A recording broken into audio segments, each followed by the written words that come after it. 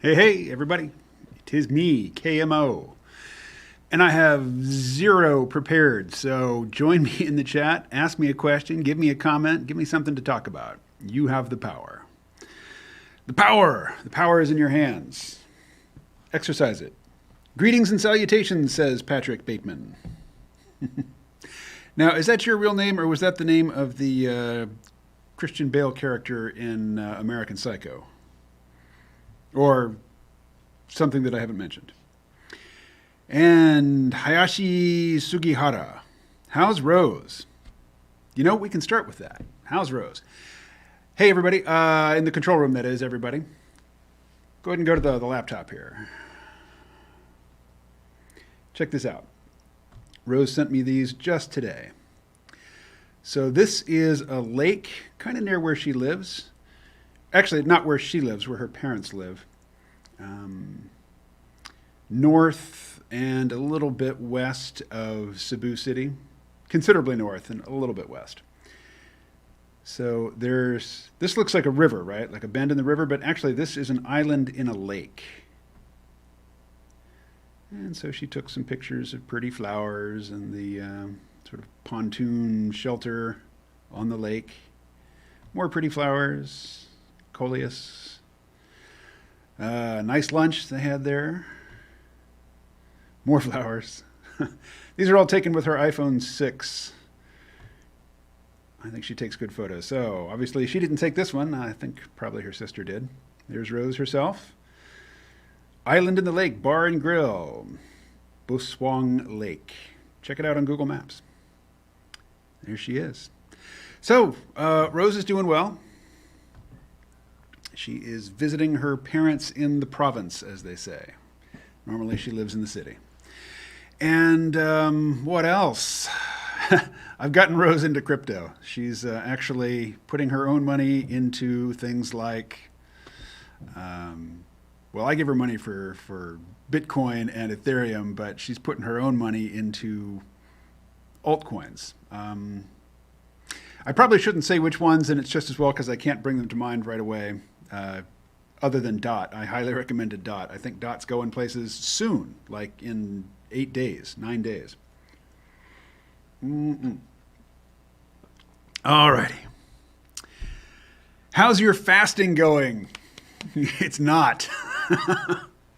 I abandoned the 3-day-a-week fast about a month ago. I gained back about 10 pounds. So, yeah. Patrick says, which state are you from? Well, that's a kind of a deep question. I was born in Arkansas. As a child, I spent the longest stretch of my childhood in Kansas City, Missouri. That was like 4th grade through 2 years of community college. I have lived in a great many states. Let's see, Arkansas, Missouri, Washington State, California, New York, Maryland, Tennessee, Vermont. Any other states I've lived in? I guess Alaska for a summer. Yeah, lived in a lot of states. On both coasts. And Alaska, whatever you call that. Hikani says, summary of your Dune reviews. I liked it a lot. I think that Denis Villeneuve was the right guy for the job. I love the scale of it. I particularly loved the way they created the ornithopters to make them look like dragonflies, but also very mechanical, practical looking. And then the sound design really sort of tied them in with helicopters. Particularly like Vietnam era Huey helicopters that you see in the movies all the time, and movies about the Vietnam War anyway. But other stuff. I mean, really, I liked pretty much everything about it, except. They've got these long, beautiful, absolutely beautiful, but, lingering shots of the environment and the landscape and such. But in terms of the story, they left out a lot, like they really glossed over the navigators and how the navigators in their, what do they call their ships, the big things, the highliners, how they fold space. So basically House Atreides flies into the highliner and then the highliner folds space. It doesn't really travel like, propulsively. And then boom, suddenly you're someplace else, and all the little ships fly out, and they fly down to the planet. And we saw that, but it wasn't really explained. It wasn't explained, I don't think, very clearly that the folding of space and the navigation is utterly dependent on spice, and that the navigators, like you saw this, when the Imperial delegation came to Arrakis, with the big scroll and the wax seal on the document and all, there were people who, they had full head enclosure helmets, and it looked like the face shields were orange. But in fact, I think those were navigators who were, encased in these things so that they can be in this dense spice environment all the time. But it wasn't really explained. So in some respects, there's a lot there for the already initiated. Something that isn't explained to the casual audience that the longtime viewers can look at and say, I know what's going on there, and kind of feel on the inside and feel smart. But, the Emperor's not in it. There's no mention. Actually, there is one mention of the fact that he has daughters, but no mention of the Princess Irulan, who, is very, very important later in the story. The Josh Brolin character, Gurney Halleck, he had been a slave of the Harkonnens, and that's not really explained. But he's got this emotional intensity on the topic, and it kind of comes out of the blue. You don't know why he's so intense on that topic, unless you've read the book or, seen one of the previous incarnations of this story.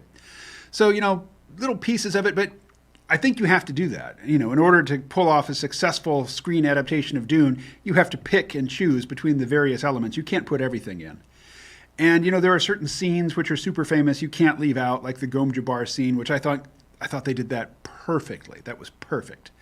But in the book, there's a scene early on, when the Atreides have arrived on Arrakis, and there's this dinner, like this state dinner, and there's a variety of people there. I think Liet Kynes is there, but there's also like a merchant who sells still suits to off-worlders, and they're not the still suits that the Fremen make, and they're inferior. And there's a lot of talk around the table about ecology and politics and just, the human condition.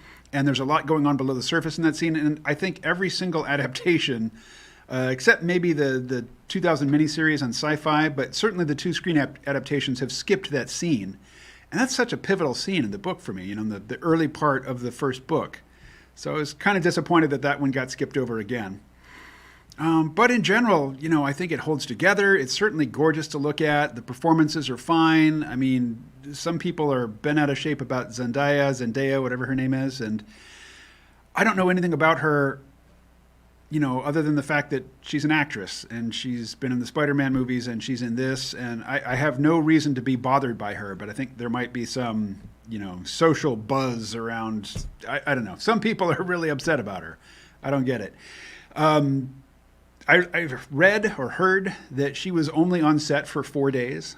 Her part is really small. She mostly appears in visions. Let's see. In general, I liked it. I thought this was the best Duncan Idaho. I know people have problems with Jason Momoa as Duncan Idaho, but think of the previous incarnations of Duncan Idaho. He was a non-entity basically in the David Lynch 1984 film.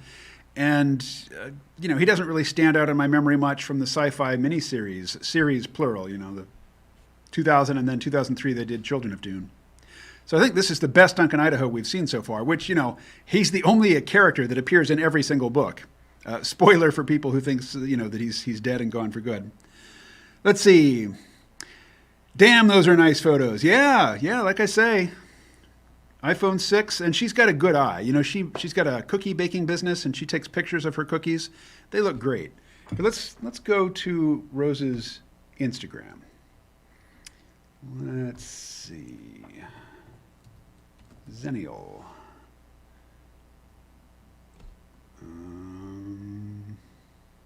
Wow. I learned the word Zenial from her. I didn't realize there'd be so many Zenials. Here we go. She is Zenial Rose. So Zenial is, between Gen X and the millennial generation. So that's her. I'm solidly Gen X. Why did I click on that? All right. So here's some other photos that she has taken.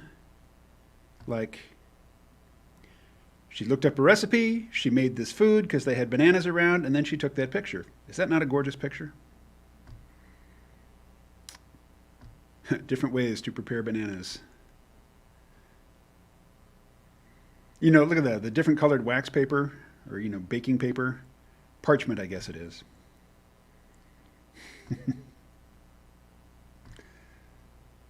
So yeah, I think she's got a good photographic eye in addition to her culinary talents.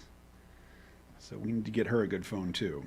I mean, this iPhone serves her well, obviously, but it's getting long in the tooth. Oh, speaking of teeth, I forgot to put mine in. All right. What else we got here? Thoughts on the latest Inkwell-matics. I don't even recognize that term, so let's search.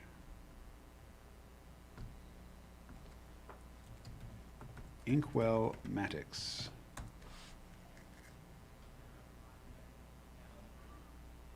Oh, too many L's.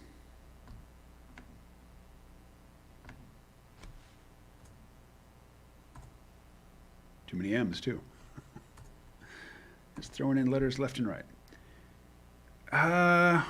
Yeah. DuckDuckGo doesn't know what you're talking about there, Hayashi. All right, Synchronium24 says, KMO was just an alias for your superhero role all along. Oh, yes. The Marvel superheroes here. I'll lean this way. Gifted. Did your eye get better? I'm going to find out 2 days from today. I go back to the doctor on the 4th, that's Thursday, and I'm not going to jinx it by saying I think everything is going to be okay, but my vision seems pretty good. In fact, I'd say, I'm staring up at a light here because that's the best way to find the floaters.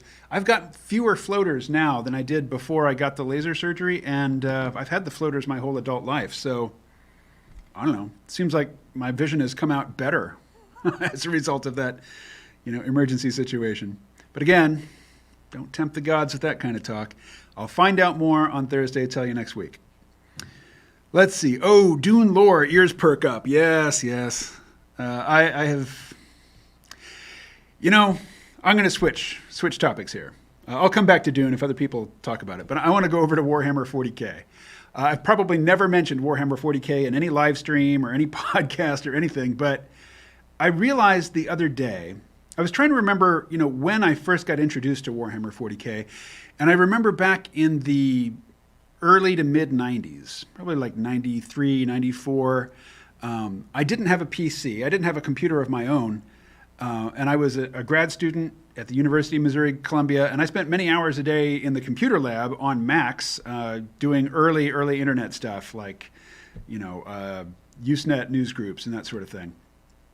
But I didn't have a computer of my own at home. But a friend of mine, like there was a house where a bunch of guys that I knew all lived, and that was the place that I would go to be social. I'd go to my apartment to do homework and to study and to draw comics and to do solo, solitary, concentrative stuff. And then when I was done with that, I'd just walk over to my friend's place, and that was the communal gathering place. And I remember I went and I bought a copy of the PC game Space Hulk, which is Imperial Marines from 40K on, a Hulk is this derelict spaceship, but it's infected with gene stealers. And I don't think I had heard the term Tyranid at that point, and I just thought that the gene stealers were a ripoff of the xenomorphs from Alien. It really had the vibe of Burke, from Aliens, looking at the shoulder cams of all the different Marines in his squad and giving them orders, because that was how the game was played. You were the sort of the commander, you had an overview, and you could see through the eyes of all your different Marines, and you had a main screen, and then you had a bunch of little screens, and you could see what they saw. And there's all these great sound clips from it where the Marines are just shouting their battle cries, to get psyched up, and they would say, "To the Emperor!" and "We bring death." That was a great one. So anyway, that was mid-90s. But then I thought back even further, back into the 80s. I had, I played a lot of war games and a lot of tabletop role-playing games. And I used to leave high school every day and walk to a gaming store where I knew the proprietor. And I was just there every day. And I played loads of games there. And I remember I bought a little miniature, 25 millimeter pewter or lead miniature, which I still have. It's at my apartment right now, and it is a Eldar Harlequin. And I didn't know much about, or anything really, about 40K at the time, except that it was too expensive for me to think about getting into. But I really liked the look of the Eldar, so I bought that Harlequin Eldar, and I painted it, and I've used it, as a character, as a representation of a character in role-playing games since the 80s. So I have this long history with Warhammer, even though I've never played except for the one video game. But every time there's a new Warhammer game that comes out, on the computer, I always watch the cinematic intro on YouTube repeatedly.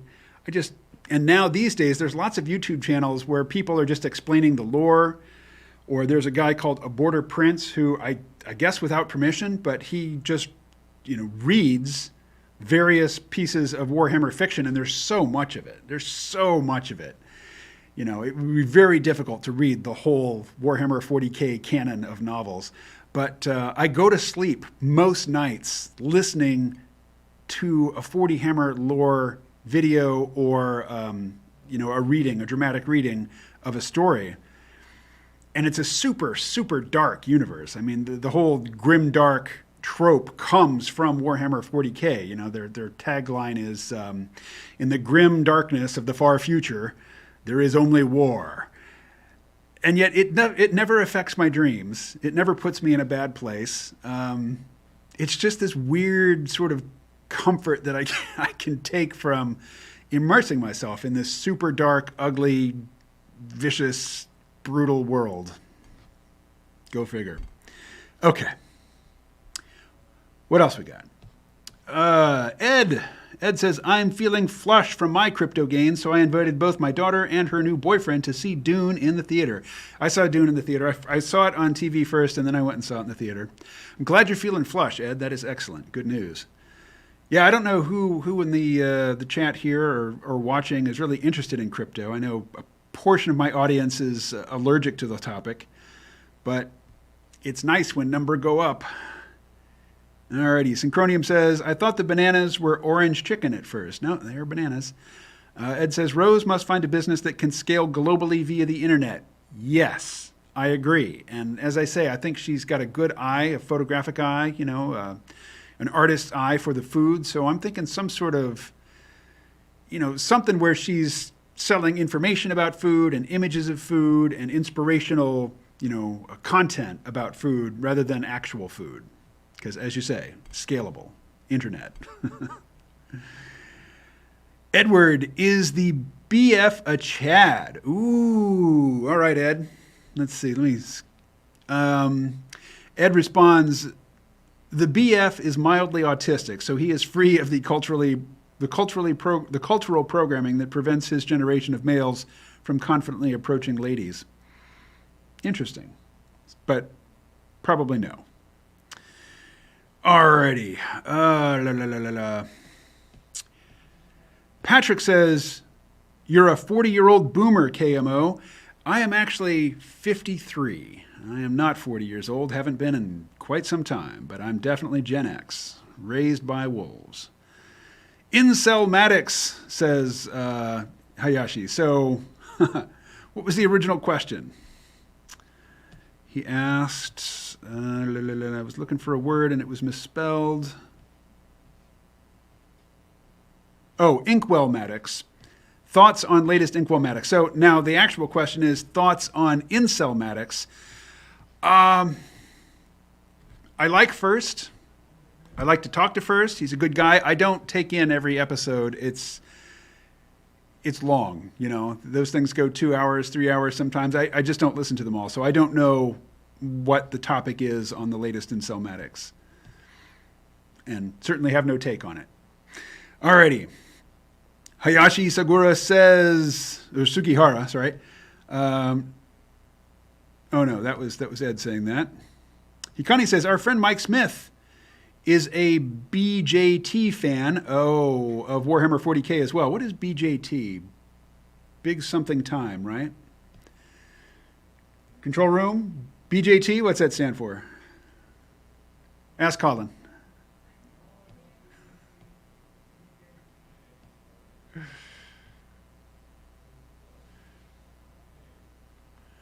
listening to what's happening out there in the studio.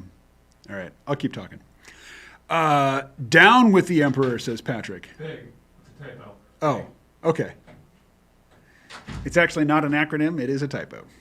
A big fan of Warhammer 40K as well. Right. So Patrick says, down with the false Emperor. What are you, a heretic? You one of those Horicites or whatever? Come on. So I'm guessing most of you know nothing of Warhammer 40K lore.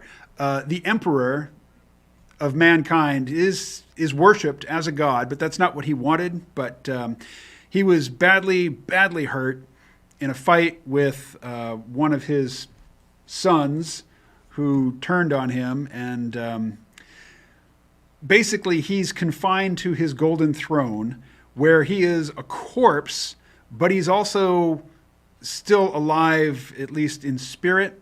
He can't move, he's not animate, but he's not dead.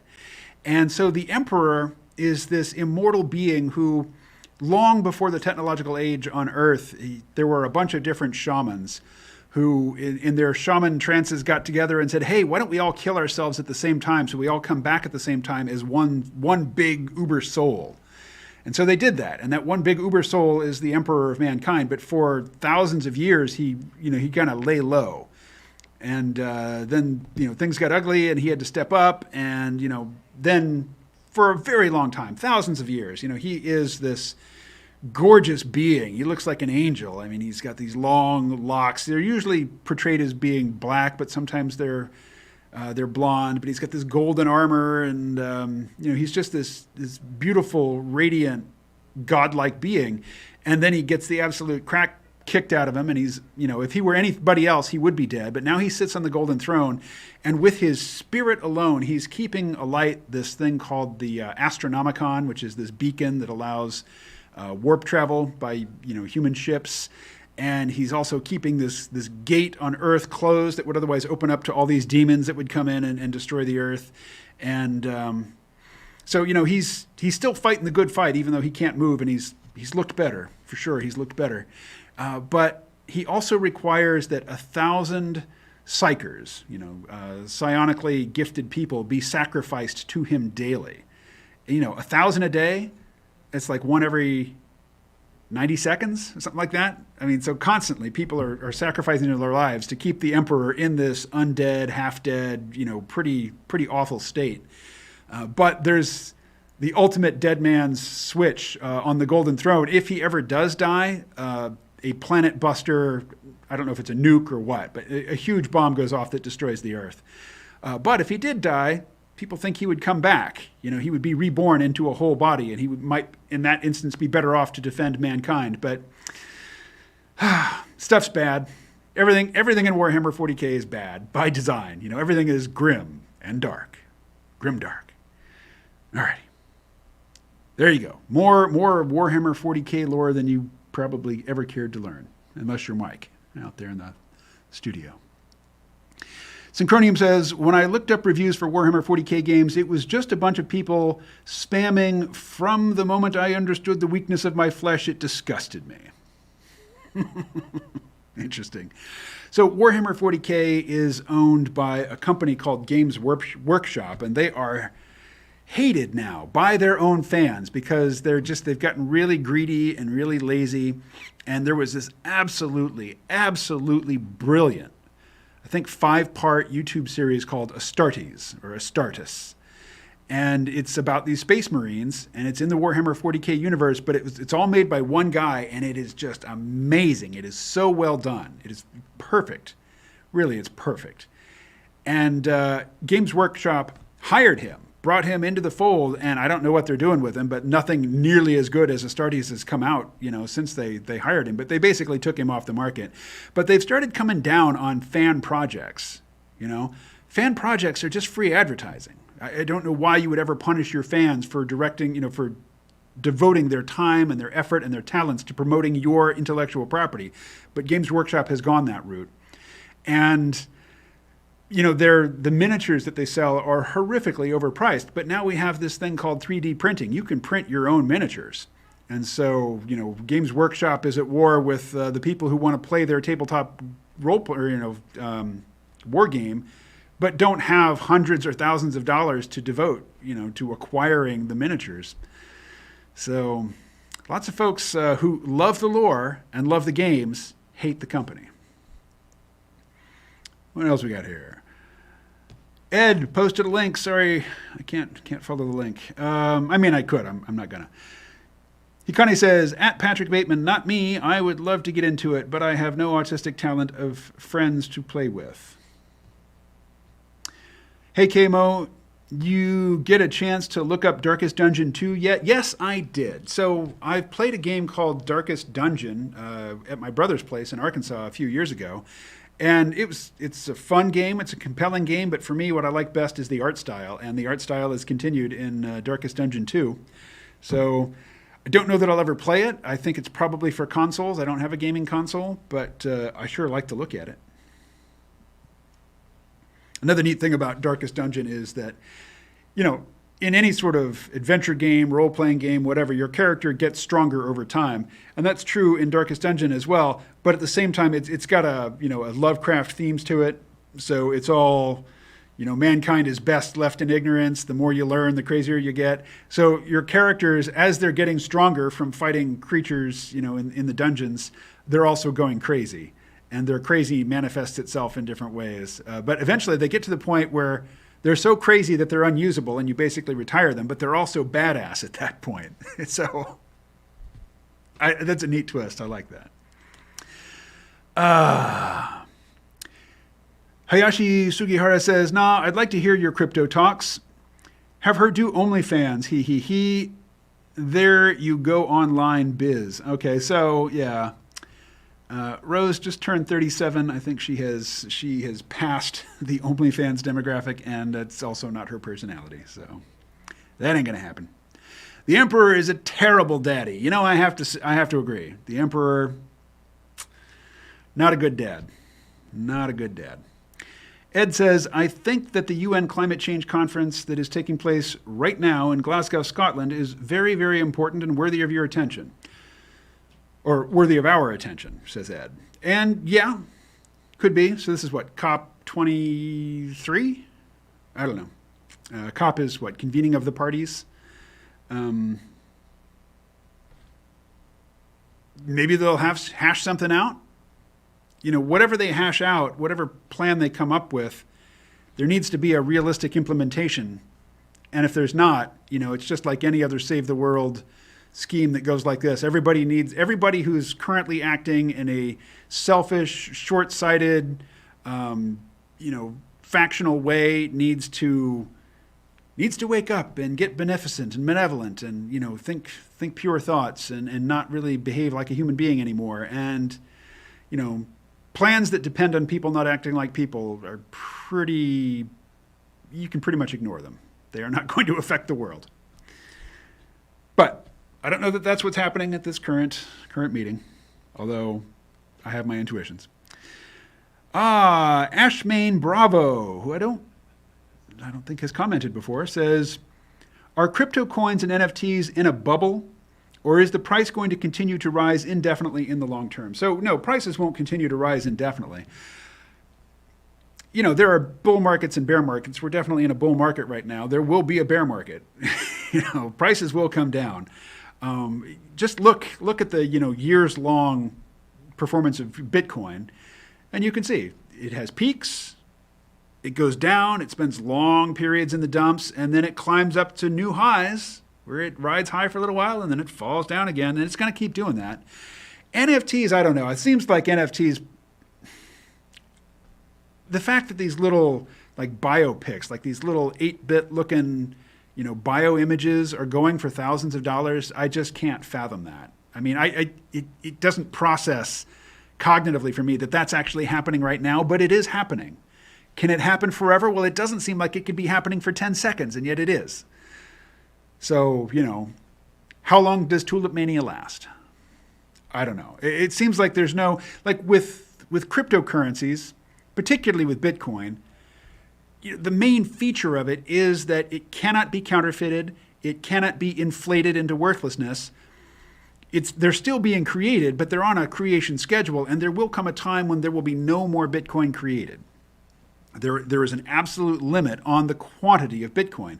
There is no limit on the quantity of NFTs. So it seems more susceptible to hyperinflation and the collapse that comes after hyperinflation. But who knows? Who knows? Let's see. Synchronium24 says, apparently that weakness of my flesh, quote, is specific to Mechanicus because they replace their bodies with machine parts. Sounds like transhumanism gone wrong. I did a C-Realm podcast a week ago yesterday, and I put it up on Friday talking to somebody who's writing a book called Human Forever. I think it's the political and digital aspects of spiritual war or something like that. And he says all transhumanism is bad. Transhumanism is gone wrong. And so the Mechanicus, humanity in the 40K universe has fallen into stagnation, and really almost nobody understands the technology that they still have and still use, but they can't make more of it, except for this cult that worships a machine god, and they live on Mars. That's the Mechanicus. And they tend to go like old school, cyborg, cyberpunk, not elegant looking, but just clunky, extra mechanical limbs, and like the Borg with half your face covered with garbage. Not smooth, attractive, transhumanism or cybernetics, but just clunky, ugly stuff. It's their aesthetic. Ed says, Kamo, do you support the creation of a supranational organization with the authority and capacity to enforce what is agreed at legitimate international conferences such as COP26? No. We'll just leave it at that. No. Hikani says, I think NFTs as a whole have hit their peak, all downhill from here. Well, we'll see. We shall see. Ashley Main Bravo says, what do you think is the end goal of the Build Back Better agenda? Well, it depends on whose agenda you're talking about. I think for a lot of people, particularly Democrats in the U.S., Build Back Better is just meaningless. It's just a talking point that doesn't really mean anything. I think they're gonna push neoliberal policies as far as they can, as fast as they can, and then when there is pushback against that, they'll relent for a little bit, and then they'll start pushing, more in that direction. But if you're talking about Klaus Schwab and the financial elites that gather in Davos every year, I think their vision is more specific, and I think it would be less appealing or less acceptable to most people if it was made really explicit.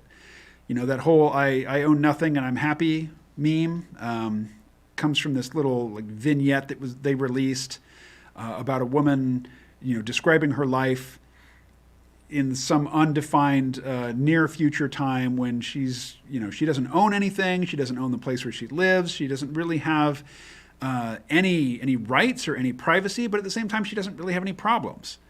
And she also makes reference to people living outside of the system who are really struggling for basic survival needs.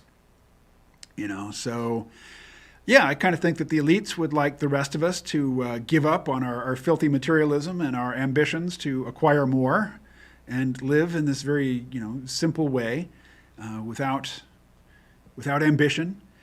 And, they have absolutely no intention whatsoever of joining us in that condition. But I think the people who really hold that particular vision, they don't, for the most part, hold positions of government power. But when, they come up with a nice meme like Build Back Better, everybody's going to try to co-opt it for their own purposes. And, for most Democrats, their purposes are just stay in office, win the next election. KMO for President 2024, if nominated, I will not run. If elected, I will not serve. No, not interested in not doing it. Alrighty. Hikani says, if you could take a pill that made you immortal, would you? All right, that's a good question. And I think no. But if I could take a pill that would give me the metabolism that I had at age 25, and as a side effect, had me, added 50 to 100 years to my lifespan, I'd certainly take that pill. So I think that, I think immortality, biological immortality is impossible. Eventually something will get you. But extremely extended human lives, embodied physical existence. I'm not talking about, mind upload or anything like that. Just keeping the body alive for 150 years, 200, 300. I think it's within the realm of possibility, but it won't be from one treatment. It won't be, choose the red pill, blue pill. It'll be choose this immediate benefit right now, which also sort of moves you down the track a little in terms of living a really long life. And it would be a constant maintenance regime, and also slight little improvements here and there, which give you immediate quality of life benefits, and so prompt you to take each little step because it is rewarding immediately. But the longer cumulative effect is going to be a dramatically longer lifespan. That's not something that you volunteer for or you reject in one moment. So. But if it was absolute immortality, meaning I would never, here's a pill, take this, you become the new emperor of man, the God emperor, I would have to pass on that one. His current existence is not one that I would envy. It's not one that I would try to replicate for myself, and yet he's stuck there. So, and not only that, but he's stuck overseeing an imperium which is an absolute perversion of what he tried to create. He wanted people to be, rational materialists and not worship gods. And now he himself is worshipped as a god.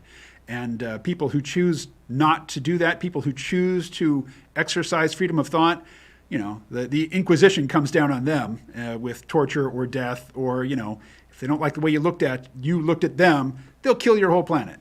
And, there's no check on their power. The emperor is not in a good place. I wouldn't want to be there. All right.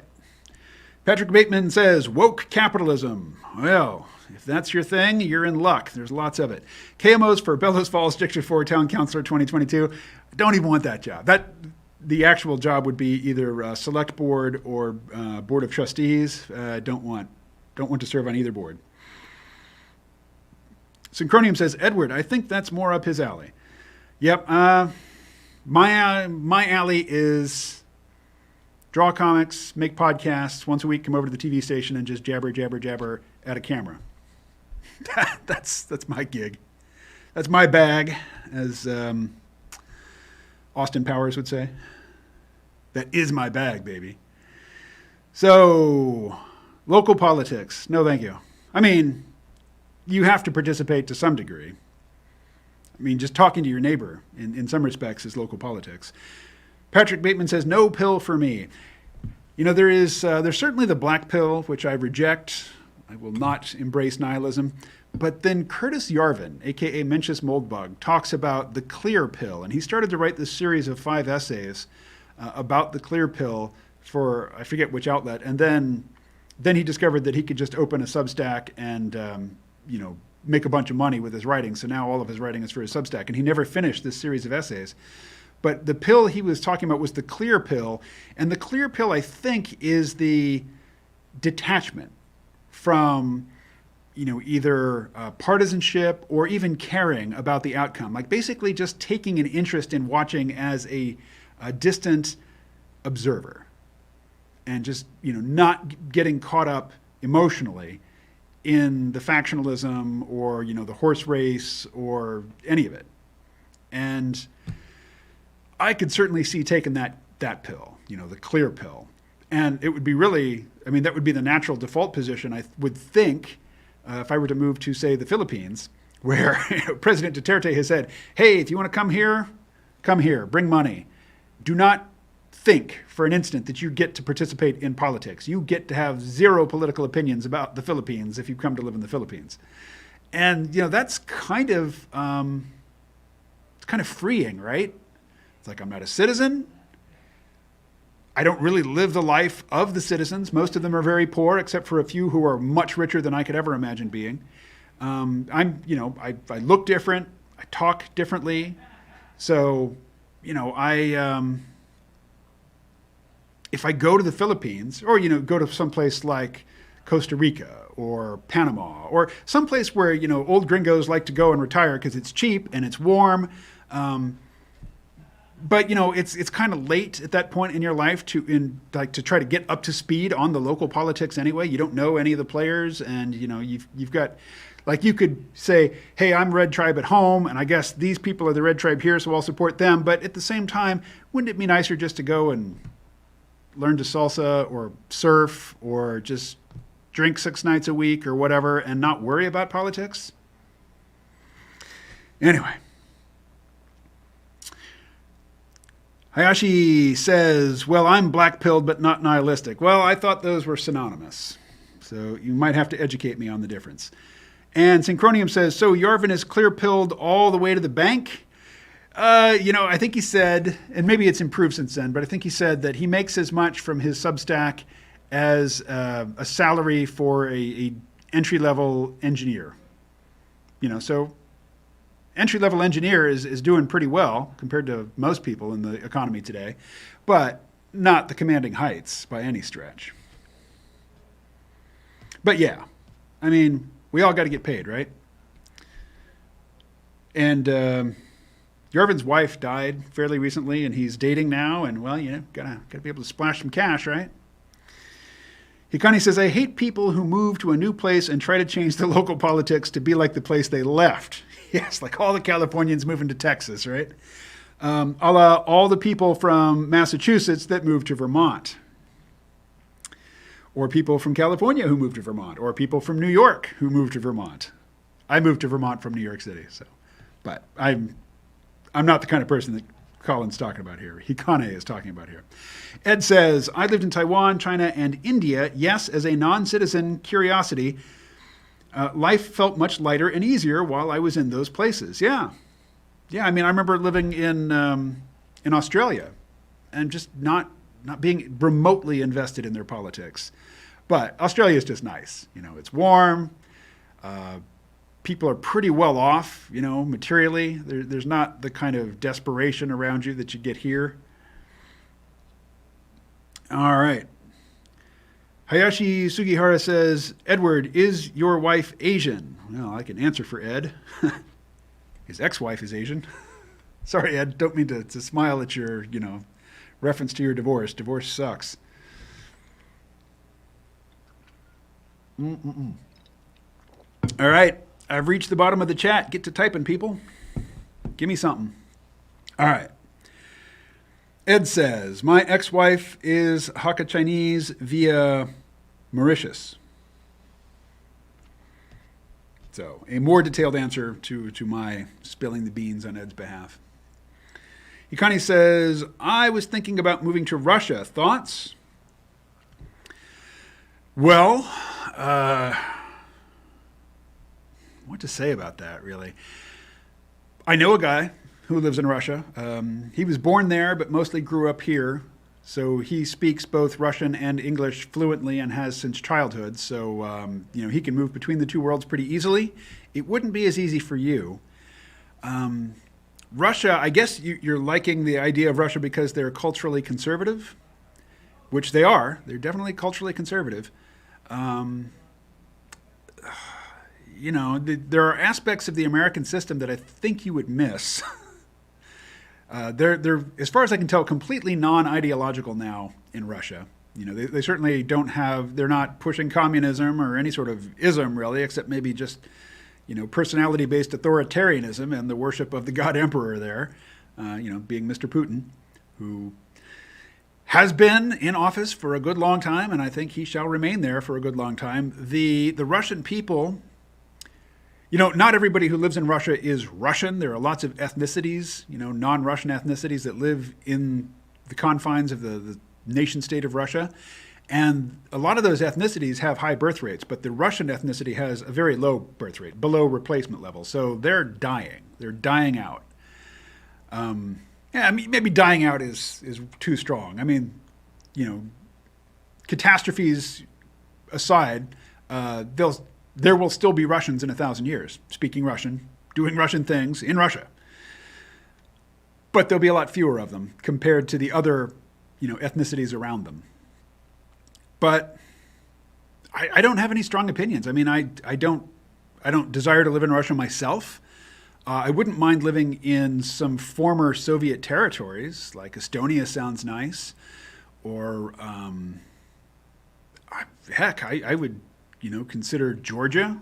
Tbilisi, Georgia is it's a hotspot favorite for digital nomads.